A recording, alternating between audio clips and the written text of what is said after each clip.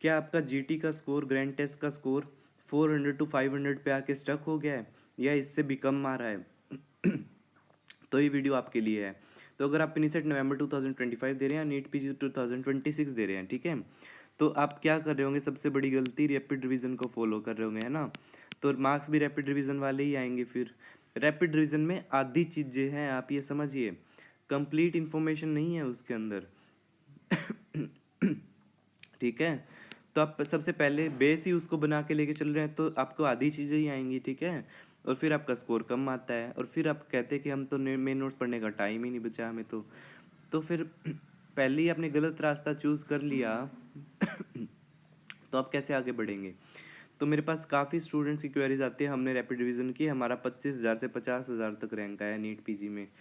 तो मैंने सबसे सबसे पहले यही कहा कि मैंने कभी रैपिड रिवीजन को नहीं कहा, ठीक है। तो सबसे पहले जो स्ट्रेटजी फॉलो करनी है वो तो यही है कि आपको मेन नोट्स करने हैं, ठीक है। चाहे आप 70-80% कंप्लीट करो, डजेंट मैटर, लेकिन आपको मेन नोट्स करने हैं, ठीक है। उसके बाद भी अगर आपका 400 to 500 तक हो रहा है स्कोर, जो कि होगा, मेन नोट्स आपको 500 या 520 तक ही पहुंचा पाएंगे, ठीक है।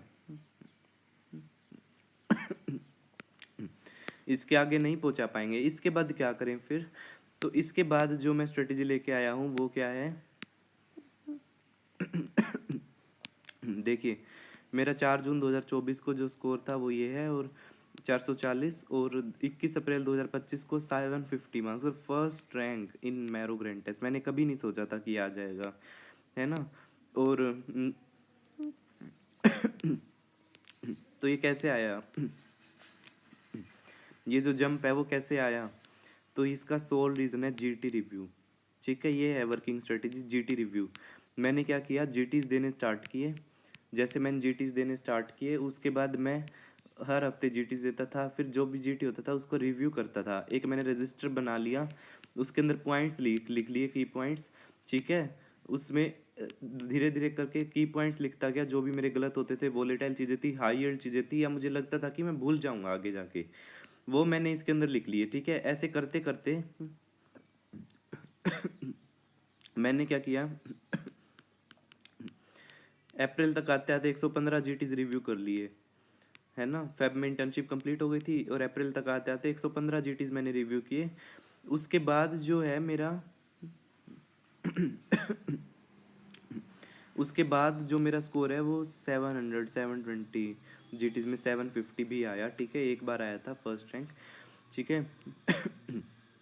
उसके बाद मैरो वालों ने मुझे फ्री प्लान सी भी दिया, ठीक है, और एक टी शर्ट गिफ्ट की मैरो की, ठीक है। तो ये जो है जीटी रिव्यू स्ट्रेटजी है।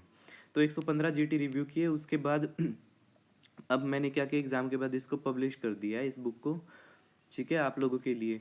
अब आपको इतने सारे जीटी रिव्यू करने की ज़रूरत नहीं है, ठीक है। मैं बहुत ही शॉर्टकट आपके लिए दे रहा हूँ, स्पून फीडिंग चल रही है। तो मैंने टाइप करवा लिया इस बुक को और आपके लिए पब्लिश किया है, ठीक है।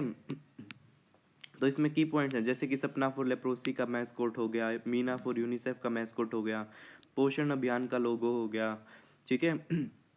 बीडिंग ऑफ वाइल्ड किस में मिलेगा? पी एंका में, ठीक है। ये फ्रेजाइल एक्स सिंड्रोम FMR1, ये शायद पूछा गया था, इसमें मुझे थोड़ा ध्यान आ रहा है नीट पीजी में। Fever, back pain, thyroid like renal tubules किस में मिलते हैं? ट्यूबुलर इंटरस्टिशियल नेफ्राइटिस में। तो की पॉइंट्स हैं और मैं आपको दिखाता हूँ कैसे हैं। जैसे कि ट्राइक्यूरियस ट्राइक्यूरिया कोजेज रेक्टल प्रोलैप्स, तो रेक्टल प्रोलैप्स क्वेश्चन में है, तो ट्राइक्यूरियस ट्राइक्यूरिया इज वन ऑफ डिफरेंशियल। इसके बाद है इनिसेट में क्वेश्चन आ गया था इस बार, ये silver nitrate breath test positive, aluminium phosphide poisoning. ऐसे मैंने बाकी भी लिख दिए। फिर ferric chloride phenol, tensilon test botulism, Lee Jones test cyanide versus salicylate, marquis test for opium, ठीक है। लिटमस टेस्ट फॉर कोरोसिव, ठीक है। तो ये सारा मैंने लिख दिया। उसके बाद इस बार एल्बोरेडो स्कोरिंग आ गई थी, फिर भी लोग गलत कराए थे, ठीक है। तो ये इंपॉर्टेंट चीज़ें डाली हुई हैं, की पॉइंट्स डाले हुए हैं, वोलेटाइल चीज़ें, हायर स्टफ। RBSK का लोगो हो गया, NPNCD का हो गया, उज्ज्वला स्कीम का लोगो हो गया, ठीक है। ठीक है, तो ये क्या है, जैसे ये क्वेश्चन है एग्जैक्ट नीट पीजी 2025 में ये स्टेटमेंट आ गई थी, moderately elevated amino transfer prolong PT corrected bye vitamin के, तो कोलिस्टेसिस में होता है, ठीक है। ये भी क्वेश्चन आ गया था एग्जैक्ट, देखिए एक पेज से दो दो क्वेश्चन आए हुए हैं। Hypervascular central non enhancing scar in liver focal nodular hyperplasia. और ये तो 6th पेज है मेरी बुक का, ये तो मैंने वे बैक दिसंबर में बनाना स्टार्ट किया था, तो ये इसका इमेज आ गया था फोकल नोडुलर हाइपरप्लेजिया का, सेंटर में नॉन इनहांसिंग स्कार दिया हुआ था, तो मैं समझ गया था देखते ही।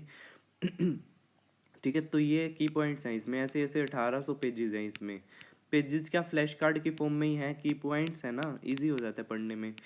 तो आपको इस बुक का पीडीएफ चाहिए तो डिस्क्रिप्शन बॉक्स में, इस वीडियो का जो डिस्क्रिप्शन बॉक्स है उसके अंदर गूगल फॉर्म का लिंक है, उस गूगल फॉर्म को फिल करिए, ठीक है।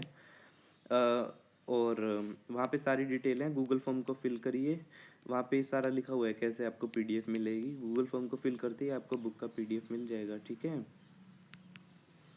Okay, thank you for joining.